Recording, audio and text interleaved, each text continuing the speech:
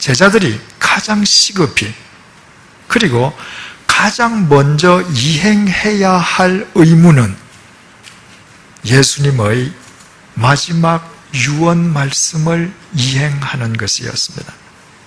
그보다 더 크고 더 절박한 그들의 의무란 있을 수 없었습니다. 그 절대적인 명령의 내용은 예루살렘과 온 유대와 사마리아와 땅끝까지 이르러 주님의 증인이 되라는 것이었습니다. 다시 말씀드리면 때가 되면 반드시 예루살렘을 떠나라는 것이었습니다. 사도들에게 예루살렘은 앞으로 예수 그리스도의 증인으로 살아갈 그들 인생 여정의 시발점이었을 뿐 결코 종착역이 아니었습니다. 그들 앞에는 예루살렘에서부터 시작해서 가야 할 아주 먼 길이 있었습니다. 그러나 사도들은 예루살렘을 떠날 생각조차 하지 않았습니다.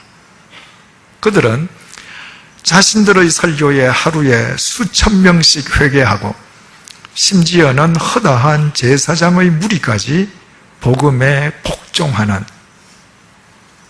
예루살렘의 성공에 안주하고 있었습니다. 바로 이것이 스데반의 순교로 대박해가 촉발된 연유였습니다. 하나님 아버지께서 대박해를 일으키심으로 예루살렘을 떠나려 하지 않는 사도들로 하여금 예루살렘을 떠나도록 하시기 위함이었습니다. 그럼에도 사도들은 움직이지 않았습니다. 그들은 예루살렘을 지키는 것이 그들에게 주어진 최고의 임무인 양, 예루살렘을 지키는 것이 참된 믿음인 양, 오직 예루살렘만을 지키고 있었습니다. 결국 그들이 지켰던 것은 주님의 뜻, 주님의 명령이 아니라 예루살렘을 지키는 것이 주님의 뜻이라고 확신한 자신들의 편견이었습니다. 이런 관점에서 이 순간의 사도들은 예루살렘 성전을 하나님과 동일시했던 유대인들과 구별되지 않았습니다.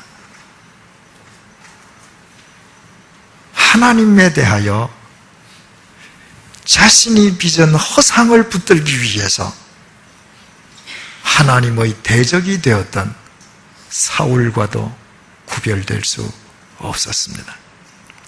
그 큰 박해 속에서 끝까지 예루살렘을 고수하고 있는 그들의 행동이 언뜻 겉으로는 대단히 신앙적이고 성경적으로 보이지만 그러나 그것은 실상 비신앙적이고 비성경적인 자기 집착에 불과할 뿐이었습니다. 마지막 불효인 예루살렘을 떠났던 교인들의 무리에 대해서 생각을 해보겠습니다. 일반적으로 박해를 피하지 않는 것이 참된 신앙인 것으로 여겨지고 있습니다. 박해의 현장을 떠나는 것은 마치 신앙의 배신 행위처럼 간주되는 것입니다. 물론 그럴 수도 있습니다. 그러나 항상 그런 것은 아닙니다. 중요한 것은 오늘 본문 속에서 흩어진 사람들이 어디로 흩어져서 무엇을 했느냐가 중요합니다. 본문 1절 하반절을 제가 다시 봉독하겠습니다. 그날에 예루살렘에 있는 교회에 큰 박해가 있어 사도 외에는 다 유대와 사마리아 모든 땅으로 흩어지니라. 사도 외에 다 흩어졌다는 말이 12사도를 제외하곤 단 한 사람의 예외도 없이 예루살렘에 있던 그 많은 교인들이 전원 예루살렘을 떠났다는 말이 아니라 교인들 가운데 대부분 상당수가 예루살렘을 떠났다는 의미일 것입니다. 그들은 단순히 박해를 피한 도망자들이 아니었습니다. 그들은 새로운 사업거리를 찾기 위해서 예루살렘을 떠나 이곳저곳을 기웃거리는 탐색자들도 아니었습니다. 박해를 피해서 예루살렘을 떠난 그들은 유대와 사마리아의 각 지역으로 흩어졌습니다. 그들이 그곳에서 무엇을 했었는지는 본문 4절이 밝혀주고 있습니다. 그 흩어진 사람들이 두루 다니며 복음의 말씀을 전할세. 그들은 흩어진 곳에서 자신들의 발길이 멈추는 곳에서마다 주님의 증인이 되었습니다. 결과적으로 바로 이들은 예루살렘을 넘어 온 유대와 사마리아로 향하라는 주님의 마지막 유언을 자신들의 삶으로 실천한 첫 번째 그리스도인들이 되었습니다. 바꾸어 말씀드리면 이들은 스데반의 죽음으로 인해서 느닷없이 촉발된 대박해의 의미를 바르게 알고 있는 자들이었습니다. 그것이야말로 예루살렘을 떠나서 사마리아와 유대로 향하라는 주님의 명령임을 그들은 바르게 깨닫고 있었던 것입니다. 이런 관점에서 본문의 네 부류 가운데에 각 지역으로 흩어졌던 이 이름 없는 교인들이 가장 신앙적이요 주님의 뜻을 가장 바르게 실천했던 사람들임을 알게 됩니다. 바로 이들에 의해서 복음이 예루살렘을 넘어 유대와 사마리아로 퍼져갔을 뿐만 아니라 바로 이 사람들에 의해서 복음이 이방인들과 온 세계로 확장되었기 때문입니다. 사도행전 11장 19절에서 21절 말씀이 이렇게 증언하고 있습니다.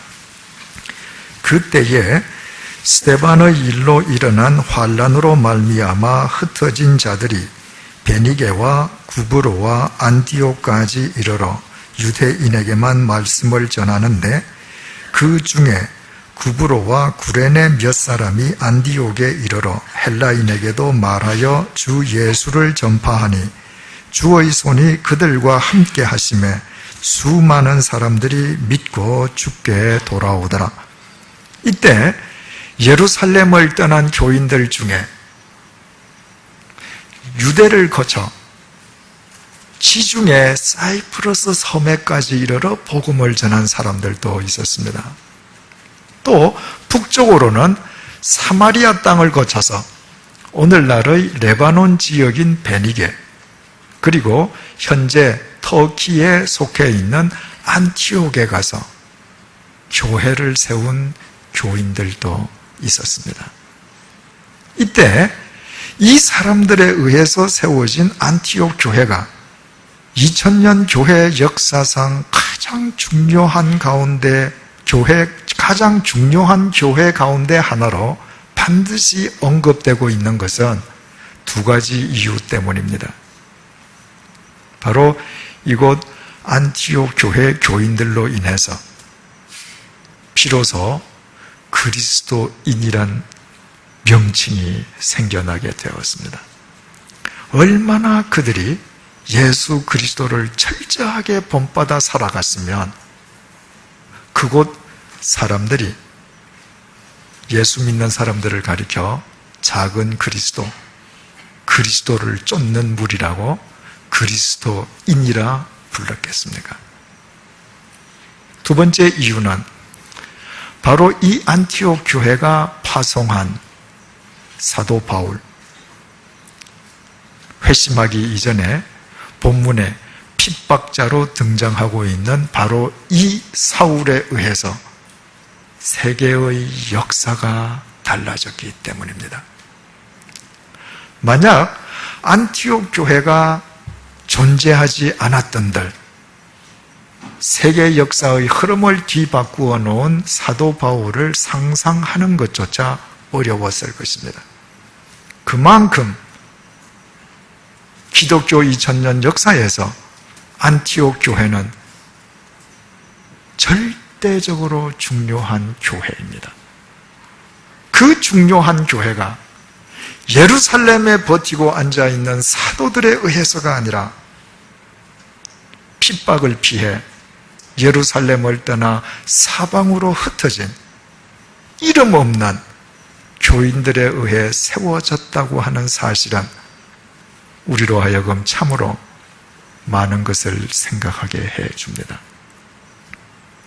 오늘 본문이 사도행전에서 특별히 큰 비중을 차지하고 있는 것은 바로 오늘 본문이 그동안 예루살렘에만 국한되어 있던 복음이 예루살렘을 넘어가기 시작하고 유대인에게만 향하던 복음이 이방인에게 퍼져나가기 시작하는 전환점을 이루고 있기 때문입니다.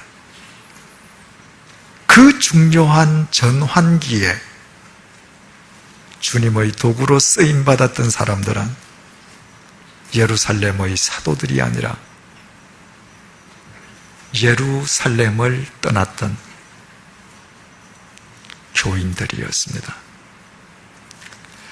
본문에서 흩어지다로 번역되어 있는 헬라어 단어는 디아스페이로인데 이 디아스페이로로부터 파생된 단어가 여러 곳으로 흩어지는 사람, 이산자를 의미하는 디아스포라입니다. 본래 디아스페이로라고 하는 이 동사는 농부가 온 사방에 씨를 두루 흩뿌리는 행동을 묘사하는 단어입니다. 농부가 씨를 사방으로 흩어 뿌리는 것은 능동적인 행동입니다. 그러나 농부에 의해 뿌려지는 씨는 항상 수동적일 수밖에 없습니다. 바꾸어 말씀드리면 씨가 어느 곳에 떨어질 것인가를 결정하는 것은 씨가 아니라 농부라는 것입니다. 본문 1절이 다 흩어지니라로 번역이 되어 있어서 본문의 사람들이 능동적으로 흩어진 것처럼 여겨지지만 그러나 헬라어 원문에는 이 동사가 수동태로 기록되어 있습니다. 그들이 하나님의 섭리에 의해서 흩어졌음을 분명히 밝혀주기 위함입니다. 따라서 본문에서 흩어져서 그 유명한 안티옥 교회까지 세울 수 있었던 이 이름 없는 교인들의 위대함이 있다면 그들은 자신들을 흩어 뿌리시는 하나님의 섭리에 자신들의 삶을 맡기고 온전히 순종했다는 것입니다. 반대로 본문 속에서 사도들의 잘못이 있다면 그들은 자신들을 흩어 뿌리시는 주님의 섭리 속에서 자신들을 고수하려 했다는 것입니다. 자신들이 뿌려지는 장소를 자신들 스스로 결정하고 그것을 사수하려 했던 것입니다. 그 결과 사도행전이 문자 그대로 사도들의 행적을 기록한 책임에도 불구하고 예수님의 직계 제자였던 12사도들의 행적은 사도행전 15장을 끝으로 사도행전에서 사라지고 맙니다. 사도행전의 카메라가 주님에 의해 뿌려지는 디아스포라들, 그 중에서도 가장 적극적인 디아스포라였던 사도 바울에게로 옮겨갔기 때문입니다. 이상과 같은 사실은 사도행전이 말하는 사도는 하나님에 의해 흩어지는 디아스포라들이요, 바로 그 디아스포라들의 삶의 기록이 사도행전이라는 사실을 깨닫게 됩니다.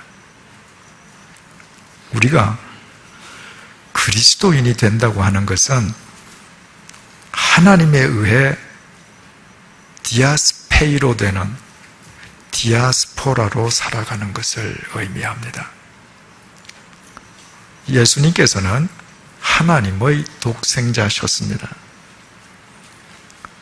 그분은 2000년 전에 비천한 인간의 모습으로 낮고 낮은 이 땅에 오셔서 사실 분이 전혀 아니었습니다. 그럼에도 예수님께서는 당신을 이 땅 위로 흩어 뿌리시는 하나님의 섭리에 절대 순종했습니다. 예수님은 하나님에 의해 디아스페이로 되신 하나님 나라의 디아스포라였습니다. 그리고 그분은 온 인류를 구원하시는 생명의 구주가 되셨습니다. 만약 예수님께서 천상에만 집착하셔서 천상에만 머물러 하셨던들 결코 이룰 수 없는 생명의 대역사였습니다. 우리는 바로 그분을 우리의 주인으로 모시고 살아가는 그리스도인들입니다. 따라서 하나님 나라의 디아스포라이신 예수 그리스도를 본받아 우리가 이 땅 위에서 디아스포라로 살아가는 것은 그리스도인 된 우리의 의무인 동시에 크나큰 특권이 아닐 수 없습니다. 하나님에 의해 디아스페이로 되기를 두려워하지 않는 디아스포라로 살아가는 것이 이 시대의 사도로 살아가는 것이요, 그와 같은 우리의 삶이 바로 이 시대를 위한 사도행전으로 엮어질 것이기 때문입니다. 사랑하는 교우 여러분, 이 순간 나의 모습에 지금 내가 지니고 있는 나의 소유에 현재 내가 누리고 있는 나의 지위에 지금 내게 주어지고 있는 주위 사람들의 찬사에 현재 내가 정착하고 있는 터전에, 아니 나를 둘러싸고 있는 그 무엇에도 집착하거나 머물려 하지 마십시다. 때로 하나님께서 현실에 안주하고 오늘에 머물고자 하는 나를 인생의 폭풍 바다 속으로 이끌어 가실 때 하나님에 의해 디아스포라가 되기를 두려워하지 마십시다. 오늘에 집착하여 오늘에 머물고자 하는 자에게는 새로운 내일이 주어질 수 없습니다. 새로운 내일을 가질 수 없는 자의 삶을 통해 영원하신 하나님의 섭리가 이루어질 수는 없습니다.